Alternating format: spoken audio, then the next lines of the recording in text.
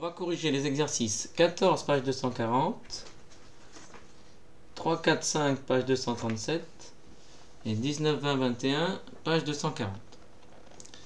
Donc dans l'exercice 14, la consigne est la suivante. On a demandé à Rémi de construire un parallélogramme IJKL, tel que, voilà, différentes conditions. Et on présente son croquis ci-dessous, est-il correct? Alors ici, le croquis n'est pas correct, parce que quand on nomme un quadrilatère, et donc un polygone, à partir de 4 côtés, parce que pour 3 côtés, pour un triangle, le problème ne se pose pas, mais à partir du quadrilatère, donc à partir de 4 côtés, le problème se pose. Pour nommer un polygone, il faut tourner autour de la figure. Donc ici, ce que Rémi a fait, ce n'est pas le parallélogramme IJKL, lui, il a fait IJLK. Donc dans son croquis, IJLK est un parallélogramme. En revanche, IJKL, ça ne marche pas parce que ce serait croisé. Donc ici, on va répondre non. Le croquis n'est pas correct. Le croquis n'est pas correct. Le croquis n'est pas correct.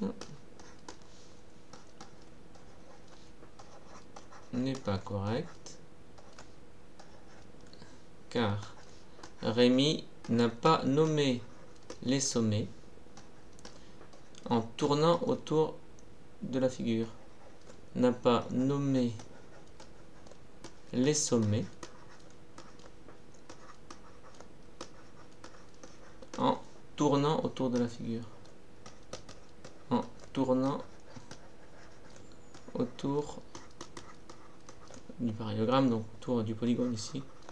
Autour du polygone. Donc il aurait fallu faire, excusez-moi, non pas IJKL, mais IJ.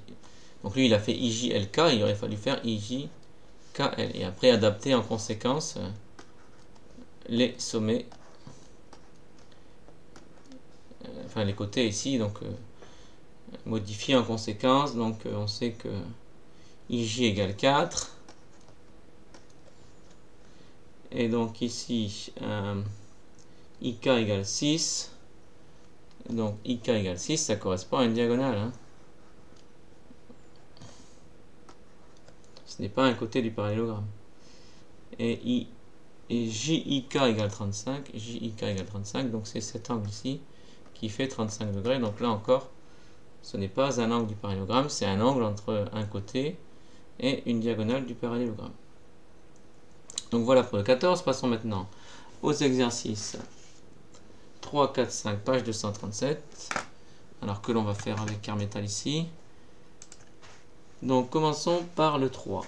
Donc zest est un parallélogramme de centre O, tel que Z2 égale 9 cm, OE égale 5 cm et ES égale 6 cm. Faire une figure à main levée. Donc on va le faire ici, la figure à main levée. Dans le notebook ici. Donc allons-y, exercice 3, page 237. Exercice 3, page 237.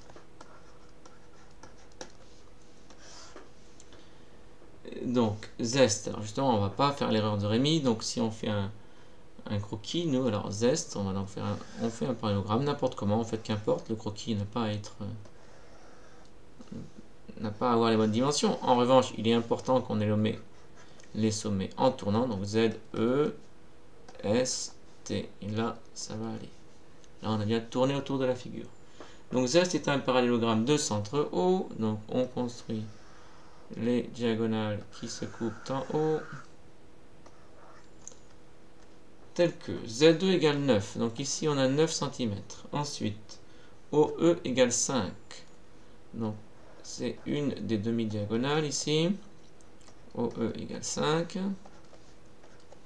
Et enfin, ES égale 6.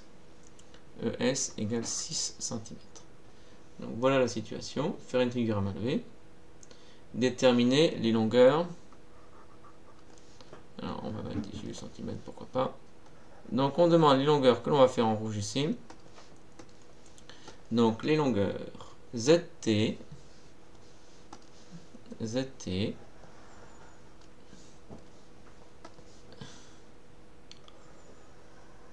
On demande ensuite TS.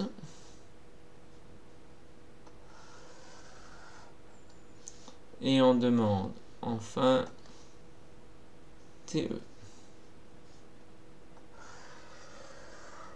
Bon. Alors on va pouvoir répondre ici en donnant à chaque fois la justification. Alors d'abord ZT. Donc voilà ici la figure à main levée. Petit 2 ici les réponses. Alors ZT, bah, c'est pareil que ES. Hein. Donc ZT égale ES. Car les côtés opposés d'un parallélogramme sont égaux, ont la même longueur. Donc car les côtés opposés d'un parallélogramme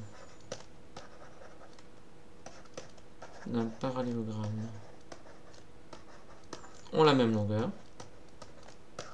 En abrégé, on dit sont égaux, ont la même longueur. Donc ZT égale ES égale 6 cm. Ensuite, on me demande TS, donc de la même façon, TS, c'est pareil que ZE.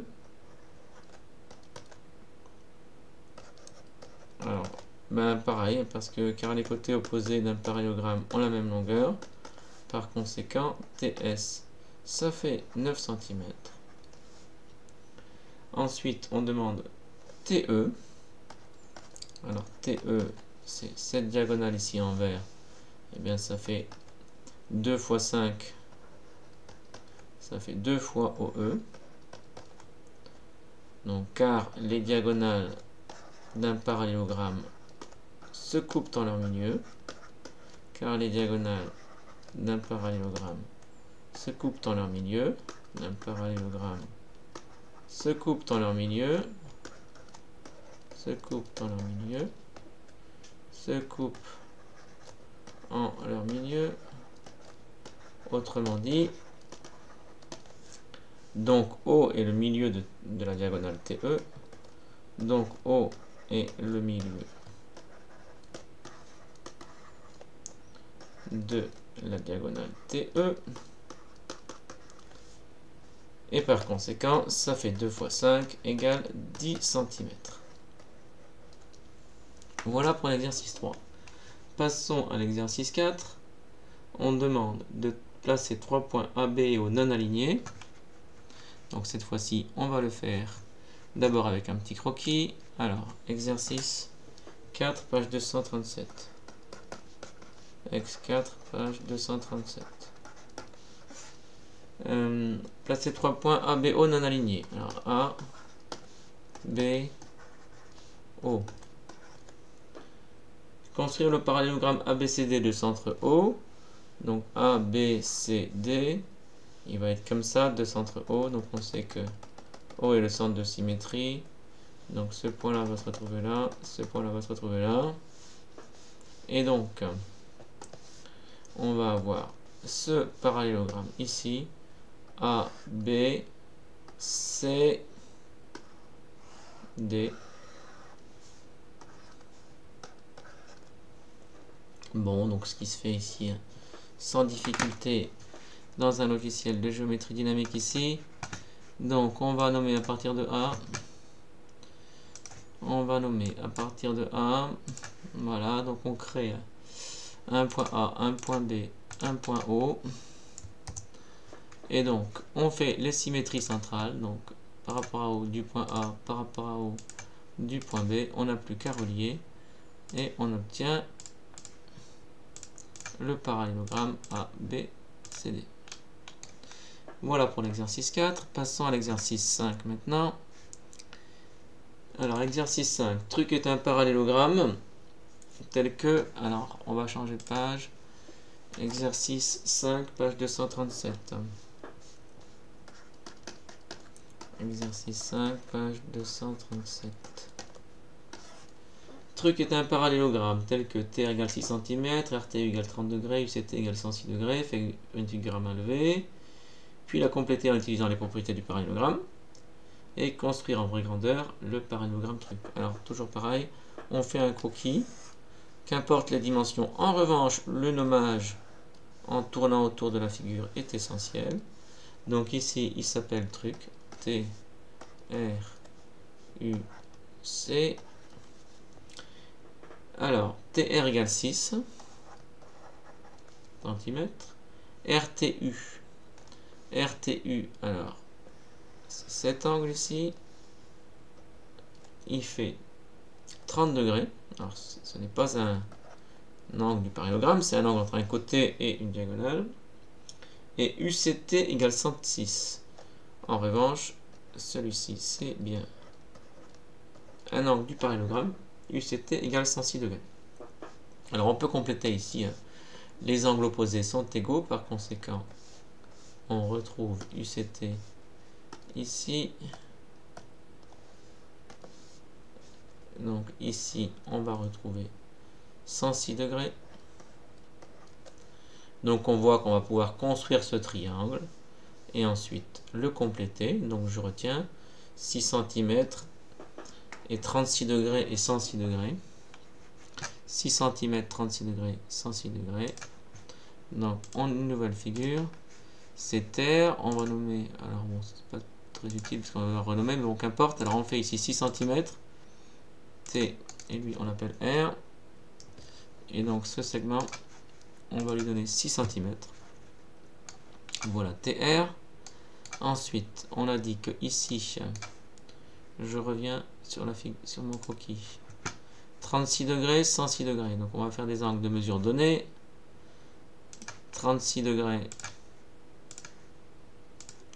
36 et 106 degrés. Voilà. Donc ici, c'était U, c'est truc, hein, il s'appelle. Donc ici, on a U, donc pas de problème ici. Voilà. On peut masquer les angles et on les fera éventuellement après. On termine le parallélogramme. Donc ici, on a la moitié du parallélogramme. Donc on peut terminer d'une des multiples façons. Par exemple, au compas. Donc en reprenant ces longueurs là ici. Donc je sais que cette longueur là, alors c'est 6 cm. Donc ici, il faudra faire 6 cm. Donc le point est quelque part sur ce cercle. Et pour ce segment ici, alors il faut utiliser cet outil ici, alors qui me permet de reporter. Donc on est dans le premier point, donc c'est ce point là, donc c'est cette longueur ici que je reporte à partir du point T et j'obtiens le point correspondant. Et ici c'est un C. Voilà, donc je peux masquer ensuite les traits de construction et terminer le parallélogramme truc.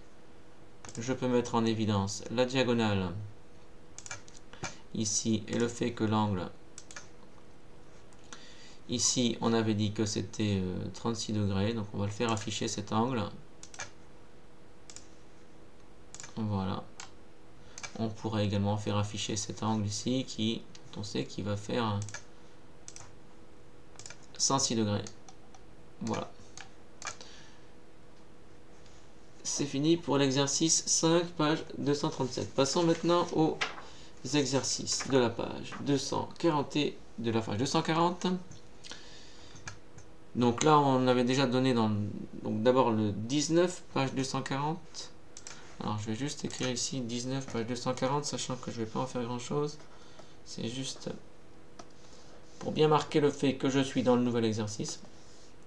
Donc exercice 19,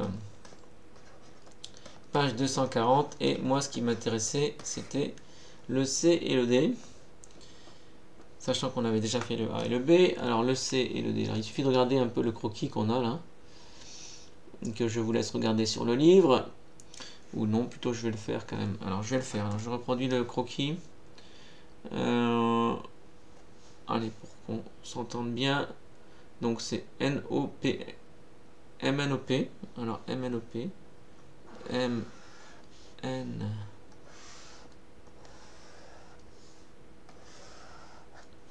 MNOP, MNOP, on sait que ça fait 4 cm. Ensuite, on sait que l'angle avec la diagonale ici, ça fait 65 degrés. Que l'angle ici, ça fait 70. Ah, bah ça nous rappelle l'exercice précédent. Voilà, bon. Alors, on y va, on sait que 70 va se retrouver ici. Donc on a exactement la même situation que dans l'exercice précédent. Ici, il y a 70, parce que les angles opposés ont la même mesure. Et donc on peut construire ce parallélogramme et le compléter. Alors on va le faire, c'est Mn, nouvelle figure, Mn qui fait 4 cm. Alors évidemment on va pas faire ça.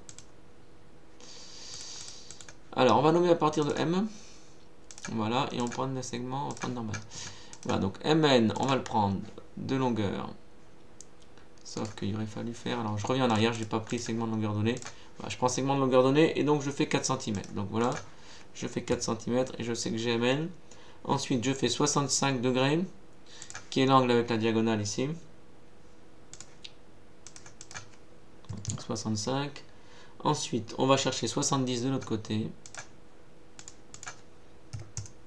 Et donc, le point d'intersection me donne le point O ici. Et on n'a plus qu'à terminer le parallélogramme. On peut donc masquer les traits de construction et terminer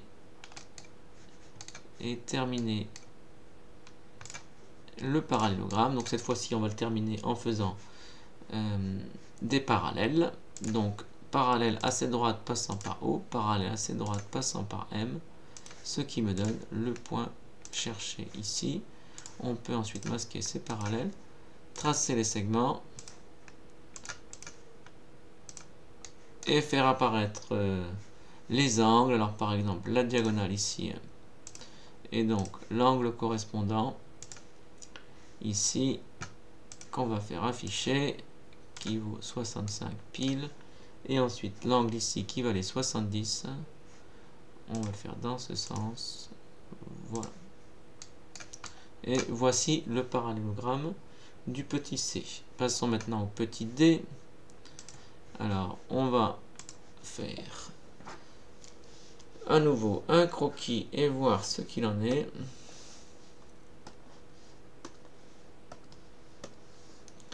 Alors petit d, on a donc EFGH cette fois-ci comme parallélogramme. EFGH. Alors comme c'est un croquis, je ne suis pas obligé de faire pareil que sur la figure. Hein. EFGH. Je sais qu'il y a 100 degrés comme angle entre les diagonales. Donc cet angle ici, c'est 100 degrés. Voilà. Et on sait que EG fait 6 cm et HF fait 4 cm. Autrement dit, ce sont les longueurs de diagonale. EG, là, la grande diagonale en rouge, enfin que je vais faire en rouge. EG, elle fait... Ah non, c'est la petite. Alors EG, c'est... Si, oui, EG, c'est la grande, non, j'ai dit. EG, c'est 6. EG, c'est 6 cm. Et ensuite, l'autre diagonale que je vais faire en bleu, qui est HF. HF, il vaut 4 cm. Voilà. Comme on sait par ailleurs que les diagonales ont le même milieu, on va partir d'une des diagonales, prendre son milieu, etc. Donc on va par exemple partir de EG. Donc on y va, on passe dans Carmétal. On va nommer, alors on va faire une nouvelle figure.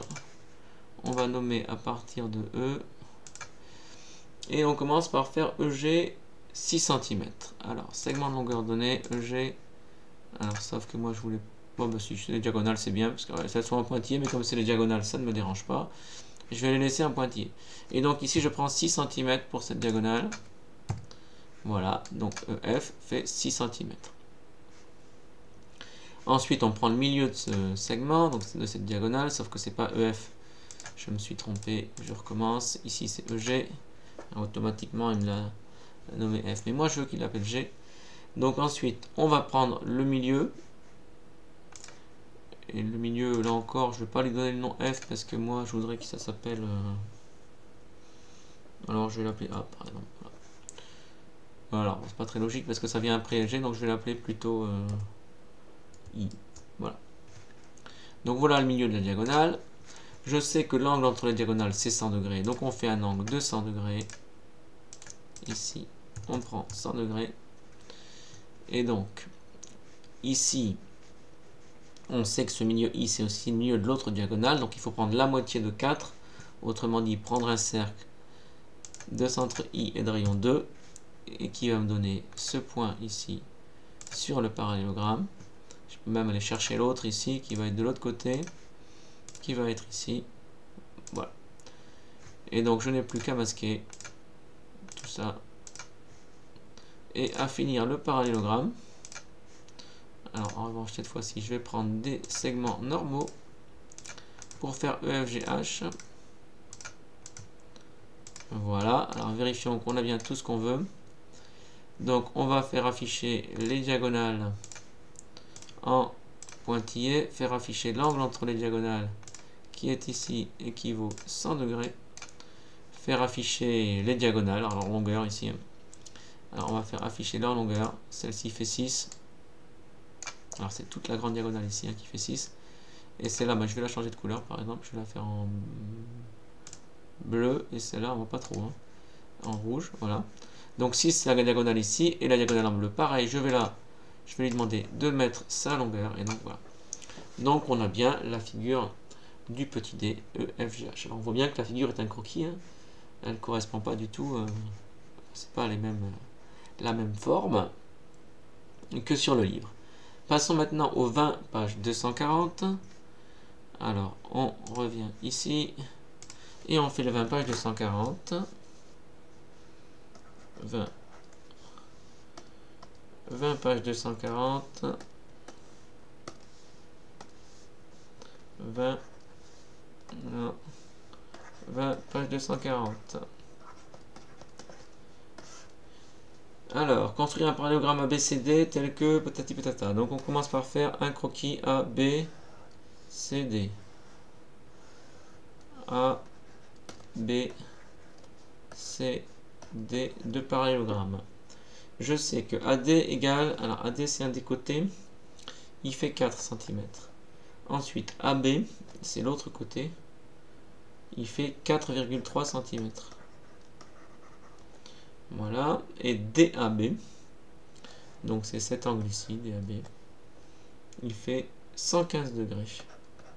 Alors on est assez proche de ma figure, c'est un peu une coïncidence ici, je ne savais pas a priori quelle était la forme du parallélogramme. Bon, donc on va faire ça. On va commencer par faire AB, etc. Alors on y va, on va dans Permetal, fichier, nouvelle figure. Alors je reprends ça ici. Donc on fait AB 4,3 puis on fait 115. Donc on y va. Je prends le segment de longueur donnée. On va nommer à partir de A. J'ai dit 4,3. A. Alors sauf que moi je voudrais pas des pointillés. On a dit qu'on voulait des segments normaux. A, B 4,3. Voilà. Non, si. Alors on recommence. Donc je prends le segment de longueur donnée. Et je fais ça. Et on y va. A, B. Et je prends 4,3. Voilà ici pour le segment AB. Ensuite, on a dit que... Qu'est-ce qui s'est passé? Je reviens en arrière. Il y a une erreur de syntaxe. Oui, alors je vais mettre 4.3 là, manifestement. Il veut pas ici ça. C'est bizarre parce que parfois il l'accepte. Voilà, moi j'ai mis 4,3 pour le segment AB. Donc ensuite, on va donc faire l'angle. Alors je reviens sur la figure parce que ça m'a un peu perturbé là. Donc 115 degrés ici. Donc on fait maintenant 115 degrés ici avec l'outil angle de mesure donné, 115. Voilà. Et ensuite, on va chercher l'autre côté qui fait 4 cm avec l'outil cercle de rayon donné. On fait 4 ici et on obtient le point correspondant. On peut ensuite, alors c'est pas le point C, c'est le point D. On peut ensuite masquer ça ici et terminer le parallélogramme. Donc je peux terminer ça. Donc là ici, allez, je vais faire la troisième méthode avec le milieu. Oh non, je vais faire au compas plutôt. Alors on fait au compas ici, il n'y a pas de souci. Alors ici, il doit être sur le cercle de centre 4 et sur ce cercle ici de rayon 4.3. Voilà, et donc le point est ici. Je peux donc masquer les traits de construction et obtenir ça ici. Ensuite, on va pouvoir faire afficher les longueurs 4.3, 4 ici et l'angle entre les deux côtés qui vaut 115 degrés. Voici pour l'exercice 20. Passons pour terminer à l'exercice 21, page 240. Exercice 21, page 240.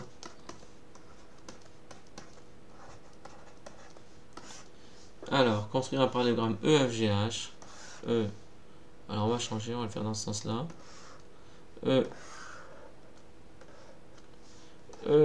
EFGH. Voilà, mon G est vraiment raté. EFGH.